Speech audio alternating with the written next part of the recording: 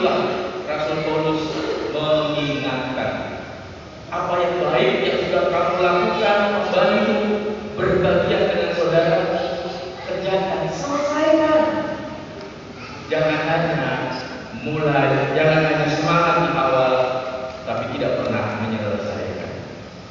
Bapak Ibu saudara-saudara yang diberkati Tuhan, dari nasihat inilah setidak-tidaknya ada 3 hal yang harus ada di dalam memberi baik kepada Tuhan maupun kepada manusia. Yang pertama, kesadaran. Yang kedua, kerelaan. Yang ketiga, ketersediaan. Yang pertama, sikap hidup memberi menyadarkan kita ada sebuah disiplin rohani yang sangat penting di dalam membangun kehidupan rohani. Ada kaitan erat antara sikap perilaku hidup memberi dengan kehidupan kerohanian seseorang. Mari kita baca ayatnya yang ke-6. Demikian firman Tuhan. Camkanlah ini. Orang yang menabur sedikit akan menuai sedikit juga. Orang yang menabur banyak akan menuai banyak juga. Menggunakan metafora tanaman pertanian, Rasul Paulus percaya bahwa prinsip tabur tuai di dalam pertanian itu memiliki kaitan dengan sikap dan perilaku hidup memberi. Sama seperti seorang petani yang menabur sedikit, dia akan menuai sedikit. Menabur banyak, dia akan menuai banyak. Mungkin kita tahu ya, satu benih padi ketika ditabur dia akan menjadi 1 batang padi. Tapi 1 batang padi itu menghasilkan sampai 400 bulir padi. Itu 1 benih padi. Bagaimana kalau 2 benih padi dia menjadi 2 batang padi? Maka dari 2 batang padi itu menghasilkan 800 bulir padi. Itu dari padi. Belum dari jenis tanaman biji mangga yang kemudian menjadi pohon mangga dan menghasilkan buah mangga, biji durian yang kemudian menghasilkan sebuah durian. Sama seperti sebuah benih. Benih itu tidak akan menjadi banyak ketika digenggam. Benih itu akan berubah menjadi pohon dan menghasilkan banyak benih ketika ditabur. Sehingga kita tidak perlu khawatir karena memberi kita kekurangan. Justru karena kita menabur, karena kita memberi, maka benih yang ditabur itu akan menghasilkan keuntungan yang berlipat-lipat. Yang menjadi pertanyaan, apakah keuntungan yang diperoleh dari setiap benih yang kita tabur?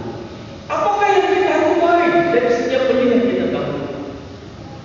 Yang pertama, saya tidak menepis bahwa keuntungan yang dimaksud bisa merupakan sebuah materi. Di dalam kitab 1 Raja-Raja 17 ada seorang janda miskin yang sangat miskin sehingga dia punya sedikit tepung dan minyak di dalam gulingnya.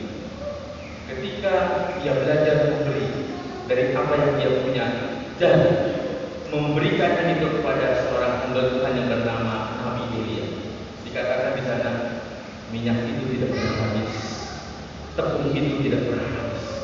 Setelah si janda itu memberi, apa yang terjadi? Tepung yang sedikit, minyak yang sedikit itu tidak pernah kehabisan. Begitu yang dimaksud oleh Rasul Paulus adalah ketika kita sering memberi, ketika kita belajar banyak memberi, ketika Rasul Paulus mengatakan makin sering makin banyak, kita mengurangi jumlah harta, makin aman kita dari godaan mammon. Makin sering makin banyak kita memberikan dari berkat yang kita terima, makin besar kita terhindar, diselamatkan dari godaan mammon. Yesus pernah berkata, di mana hatimu, di mana hartamu berada, disitulah hatimu berada. Berkali-kali Tuhan berbicara tentang uang lebih banyak daripada yang lain. Karena berkali-kali kenyataan ada begitu banyak anak-anak Tuhan bukan hanya salah dalam menempatkan uang, salah di dalam mengelola uang, bahkan akhirnya jatuh, diperbudak, diperhamba oleh uang. Satu-satunya cara agar kita aman dari godaan diperbudak oleh uang, melepas, menyisihkan perlahan-lahan. Bapak Ibu, saudara-saudara yang diberkati Tuhan, bagian ini juga mengingatkan kita ada satu keuntungan yang lain, bahwa hanya dengan memberi, hanya dengan mengurangi, kita menyadari apa artinya cukup dengan Tuhan, bukan cukup dengan Tuhan. Hanya dengan mengurangi, hanya dengan melepaskan, kita mengerti apa artinya hidup tenang di dalam Tuhan, bukan hidup tenang karena punya tabungan. Bapak Ibu, saudara-saudara yang diberkati Tuhan, sebagai hamba Tuhan, saya sering kali melihat ada banyak anak-anak Tuhan ketenangannya ditentukan oleh kondisi keuangan. Ketika uangnya sangat stabil, setenang itulah hati dan jiwa. Pemberian itu lahir dari hati. Pemberian itu dimulai dari kondisi hati, bukan kondisi keuangan. Dari isi hati, bukan isi dompet. Mari kita baca ayatnya yang ke-7. Hendaklah masing-masing memberikan menurut kerelaan hatinya, jangan dengan sedih hati atau karena paksaan, sebab Allah mengasihi orang yang memberi dengan suka-suka. Orang di Korintus, jemaat Kristen di Korintus adalah jemaat dengan kondisi keuangan yang mapan. Hendaklah masing-masing memberikan menurut kerelaan hati. Paulus tidak peduli berapa besar angka apa yang kamu berikan. Yang dilihat pertama kali, yang diapresiasi, yang diperhatikan adalah hati.